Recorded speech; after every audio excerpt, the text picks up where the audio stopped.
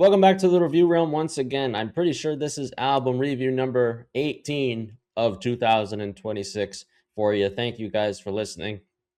If you are new to the show, please hit the like button on this, subscribe to the review realm. It really helps us out with our album reviews. You can find us on YouTube and on most streaming platforms, including Spotify. Links are in the description. I'm John, and as always, joining me, my co host of the review realm, the other half of the review realm, Sam, the SLB. Hey guys, I'm getting some deja vu right now because I feel like we're doing a lot of reviews for a lot of albums that we did the last time we were around. Yes, we did review an album from this band, and geez, in 2018, Grimmest Hits. If you want to check that out, it'll be in the corner of the video here for you if you'd like to see. But we're here to talk about the new album from them, the 12th album from the band Black Label Society, the first album since 2021. Engines of Demolition, we have for you today. Yeah, and if I'm going to be honest with you, this is a band that I always talk about revisiting after they drop something, and I never do. Um, and I don't think the last time I don't think I've listened to them since we reviewed their last album. If I'm being honest with you. Neither have I. I kind of forgot about him after that, and I know Zakk Wylde was also busy with the Pantera reunion, and I'm sure with Ozzy too, when before Ozzy passed away last year. So what I did, Sam, for this, after I listened to this album, I went back to the Grimmest Hits review that we did in 2018 just to see what our thoughts were because I couldn't remember.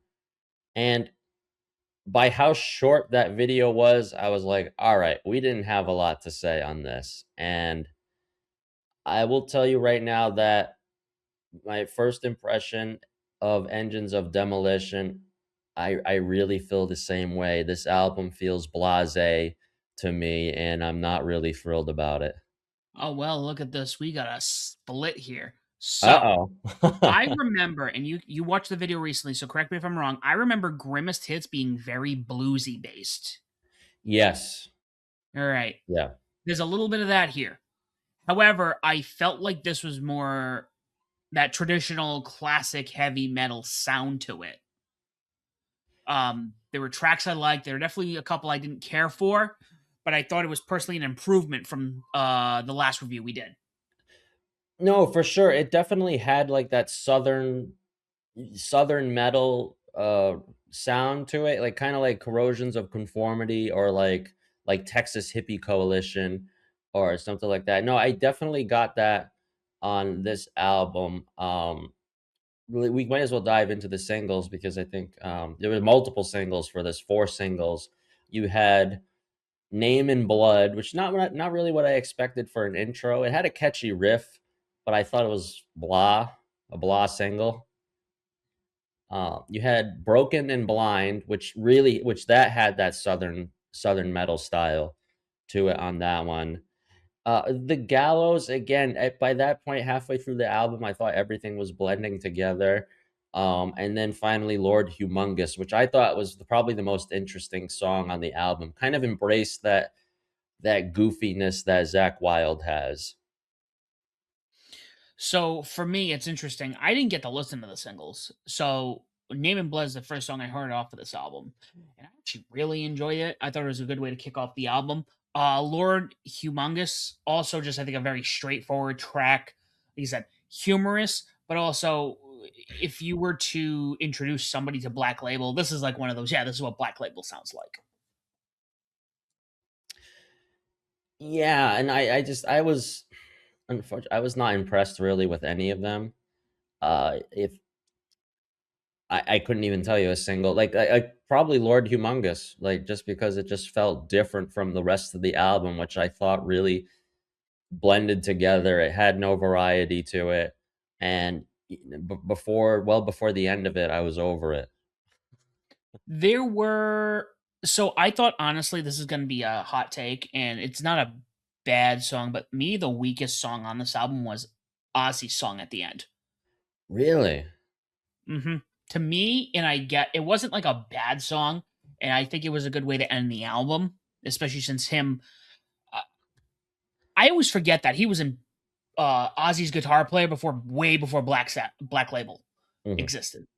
So I know this is very personal, but it was the one song when I got to the end of the album, like, all right, didn't See, really. Ozzy's song was the one I was looking forward to the most, and you're kind of right in that regard, Sam. It was fine, but I think what didn't help that song was that we got something really easy going very early on in the album with Better Days and Wiser Times, which I did not expect.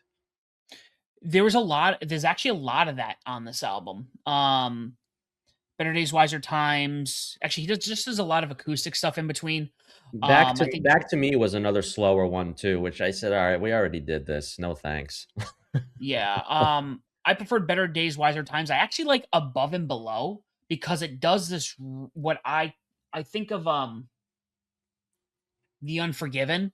The whole song is heavy, then we go into the chorus and it's just very mellow, and Mhm. you don't hear that too often in music in general. Um The Unforgiven is the track that I think most people go to when they think about that. But I thought this also, it does it, and I think it does it really well, in my opinion. Yeah, and I think the other different points of the album where I think it does it a little bit better. I liked, if I did have one that I liked, it'd probably be Pedal to the Floor. Mhm. A little bit better, is more upbeat, and I think also by the time it got to The Stranger at the end, I said, all right, it's a little too late for something faster. I think. Yeah, at that point, you could have tracked it a little better, where you threw like one of these towards the end, just before Ozzy's song. I think Broken and Blind was another one where it starts kind of acousticy, then it gets kind of heavy. Mhm. The song he picks up. Uh, Regardless, Pedal to the Floor was another one I enjoyed. We listen to a lot of metalcore, a lot of death metal. I listen to a lot of prog metal.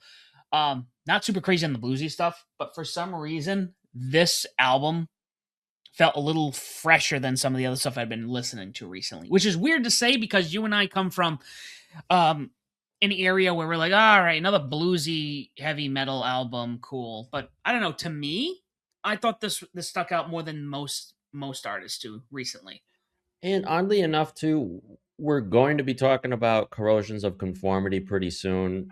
This spoiler, folks, we are going to be doing that, and I think that'll be a nice comparison to see kind of who did it better between these two, since they're relatively kind of the same in that regard. But I know we were pretty nice on Grimmest Hits, and I think you seem to be pretty neutral about the album. I don't really enjoy this album personally. Um, You I think where you and I meet the middle ground though, um, we both really love music, but when it comes to anything that's like blues infused, it can get we can both get very picky with that, I think. Unfortunately, yes, yeah. Like I think something like this, I'd rather listen to somebody like Clutch or something. Yes, I mean, if you were to hand me this album or a Clutch album, I'm probably still gonna go to the Clutch album. But this does have some positives. I think has some nice takeaways. I will say the production on this was good too. The album didn't sound bad. It was about 51 minutes, which it pushed it a little bit. I think 13 songs. I said, yeah. I said it feels like everything is blending together. I feel like you could have cut out a song or two on here and bonus track it or EP it later. I don't know. No, you're right. I mean, had they I'm glad this didn't go over an hour because it definitely could have pushed that. Oh man, now we're dragging it out. 51 minutes. You just needed to maybe take out a song, two songs. Be fine. You'd be good. Yeah, no, absolutely. But I think that's pretty much safe to say our thoughts on the album. Yeah, a little bit of deja vu as we did visit this band in 2018, just to see how they're doing. Zakk Uh, is still going, so Zakk is still going. He's still doing this. He's still doing Pantera. All sorts of things. Let us know your guys' thoughts in the comments below. Tell me why I'm wrong. Maybe Sam might be in the right here. He's the more positive one this time around. or vice versa. Yeah, exactly. Let us know your thoughts in the comments below. Thanks for watching. We're gonna have more album reviews coming at you. As I said, Corrosion of Conformity's album review that's coming up very soon. Thanks for listening, everyone. And as always, do not forget to join the Bedlam.